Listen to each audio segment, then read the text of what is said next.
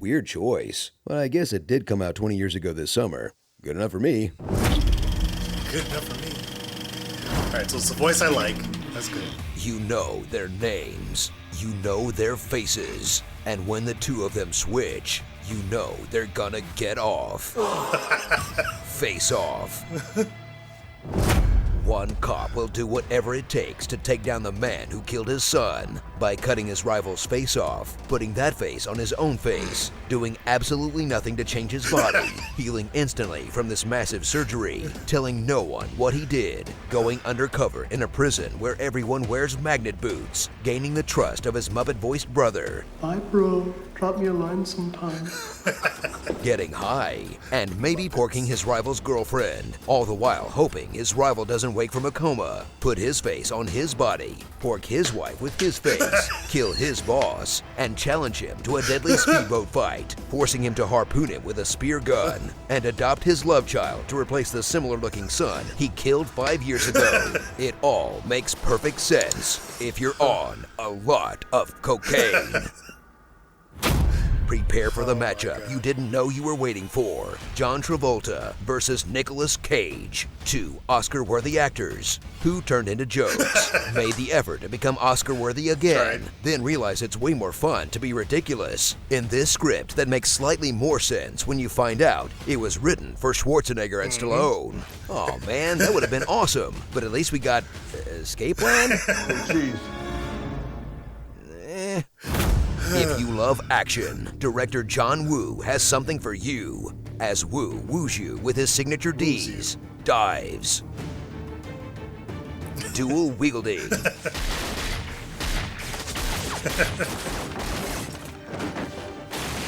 and doves. So Always many doves. As you enjoy action set pieces that never stop until they stop to point their guns at each other dramatically.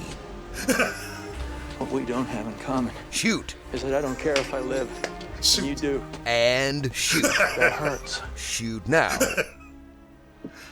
Oh, jeez. Now shoot. Shoot. And shoot. Shoot, damn it. Shoot each other in your faces.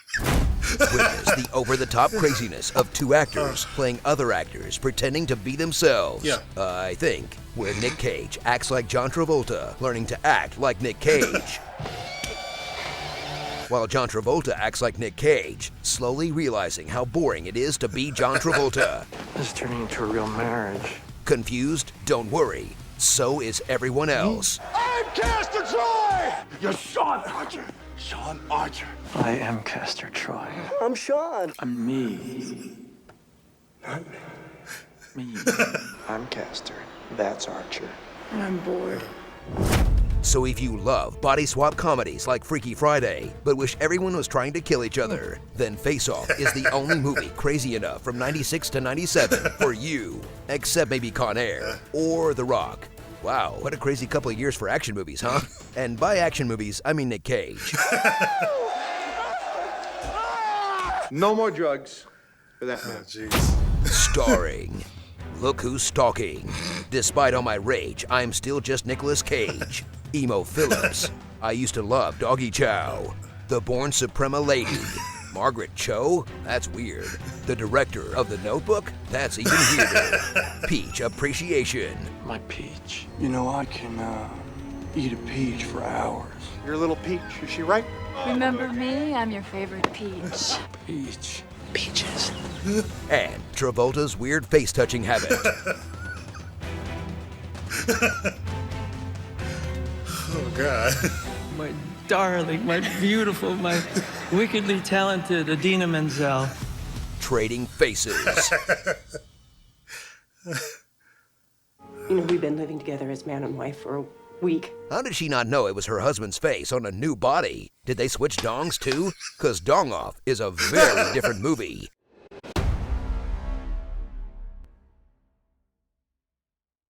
So, you have a 90s movie for me? Yes, sir, I do. And by the way, there's no need to specify the current decade. Why would he because say it's that? currently the current decade. Oh, well, I'll keep that in mind. All right. The 90s mind. Okay, so anyway, we're gonna meet this FBI agent named Sean Archer, right? Okay, and what's his real name? Sean Archer. I don't believe you. All right, and so he's on a carousel with his little son, right? Being all dad-like, running his fingers down his face and stuff. What? You know how you do that with people you love, just kind of run your oily fingers down their faces? Oily fingers. No, that sounds awful. Well, Sean Archer does that to everybody he loves, and then we're gonna meet this bad guy with a gun named Castor Troy. Okay, and what's his real name? Castor Troy. No. Yep, and he tries to kill Sean Archer, but the bullet goes through him and kills his son. Oh, no. Yeah, so Sean Archer's very sad, you know, crying and everything. And so Castor takes a second shot, finishes the job, and kills Sean? He doesn't, no. What? Why not? He's right there. So the movie can happen. Oh, okay. So anyway, then a couple years later, Castor Troy plants this bomb for like 260-something hours later. Good to get a head start on work, I guess. Yeah, but then the FBI gets a lead on where he's headed. Oh, how do they get that? Well, Castor's brother pays for a private plane with cash. How'd they trace cash? Well, he used his real name for the transaction. Oh, which is? Pollux.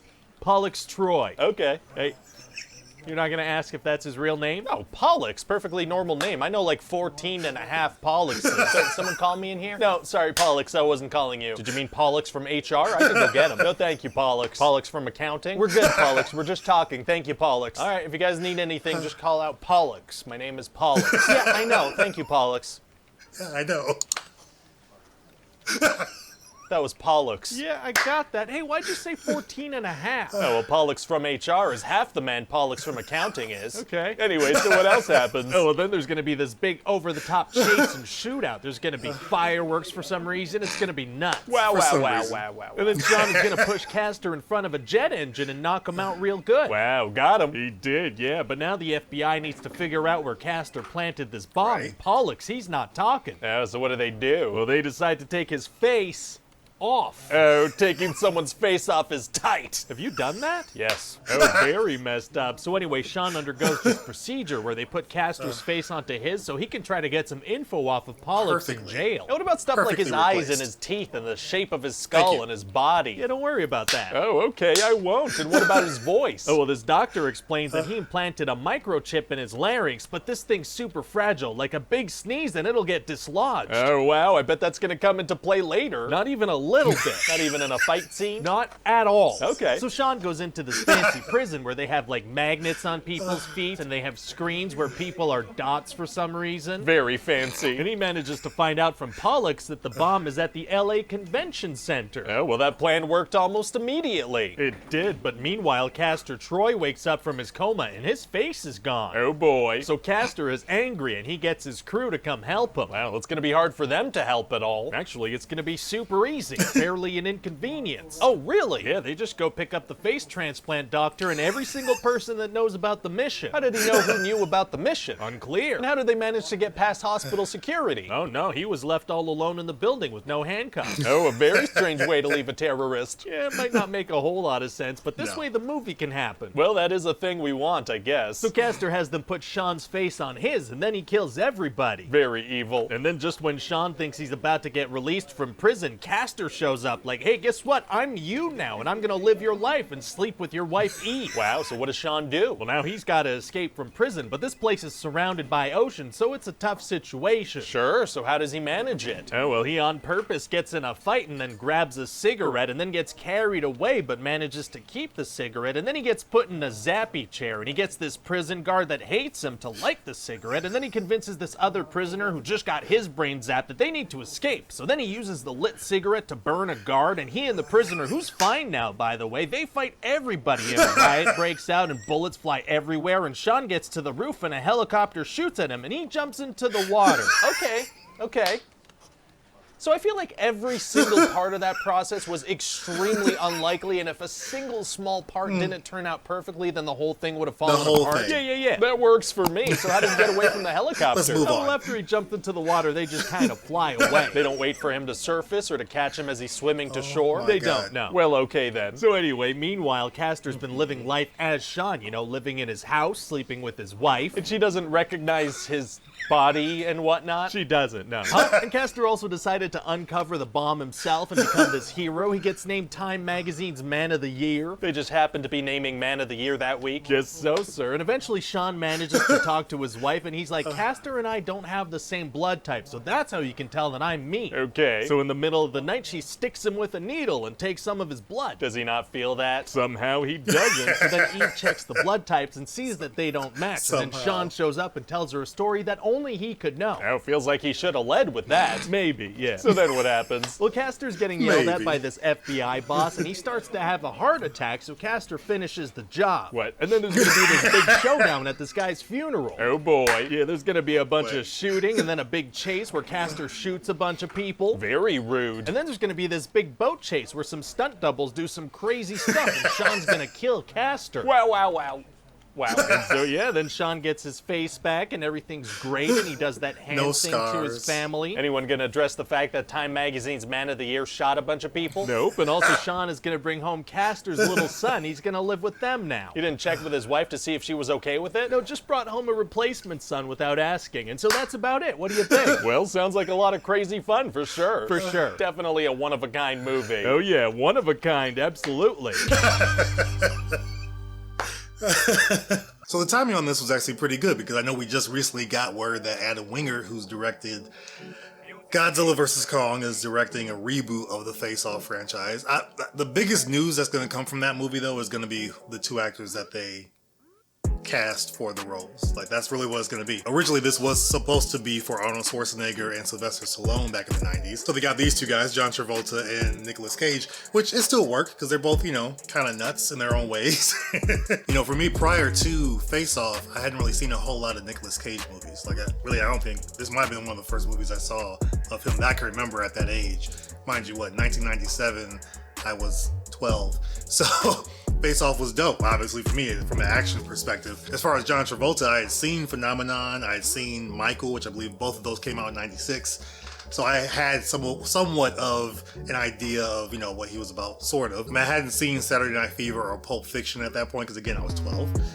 So I definitely did not see Pulp Fiction when I was that young. But 96, 97 was actually a really hot year for movies. Like, if I look at the list, I'm looking at the list now. Yeah, The Game, Batman and Robin, Mortal Kombat Annihilation, The Fifth Element, which is actually a really good one. It's always fun. Spawn, Good Will Hunting. What else we got here? Anaconda, Steel with Shaq, which was funny. Contact with Jodie Foster. Titanic, obviously, was the big one that year. Mimic, which was a fun one. Hercules, the cartoon. The Lost World, Jurassic Park. The Saint. Liar Liar. Face Off.